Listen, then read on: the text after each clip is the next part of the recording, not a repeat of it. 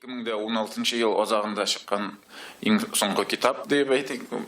Бу безнең татар тарихы, татар теле, татар милләте өчен зур вакыйга. Бу китапның тиражы 3000 дәнә. Китапны безнең фирма кибетләрендә сатып алырга мөмкин. Һәм дә шулай ук безнең хәзер яхшы гына интернет кибет эшли башлады. Аннан да шактый заказлар килә. Көненә 200 дән артык кеше кирип чыга ул кибеткә. Анда да заказ биреп була. Tatkniga.ru сайтында урнашкан ул. Хезмәтнең 3000 тиражының 1700 безнең Татарстан Республикасының китапханәләренә таратылачак. Калган өлеше безнең кибетләрдән сатылыр дип торабыз.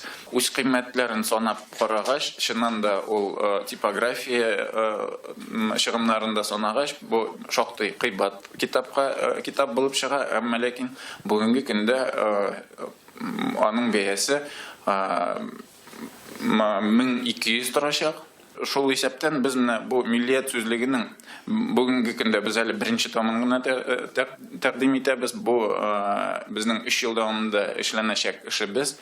Беренче томы менә 16 елда чыкты.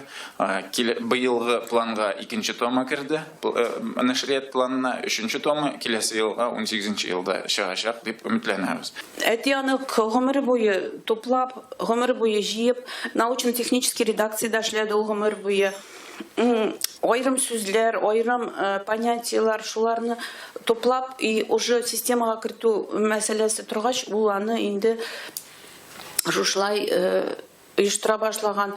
Соңыннан компьютер кергәч, компьютерга үзе өйрәнеп, үзе от өйдә өйрәнеп, шунда компьютерда бик җайлы булган иде аңа эшләргә. Шулай дип әйтәдер. Мин алай айрым табышлар шул вакытта килгән инде аның башына, как озарение дип әйтәдер, шул научно-технический, астрономия, физика терминнары, аларны тоже бик җиңел түгелдер, татарча язуы. Татарларга гына түгел бит җәмәгать бу.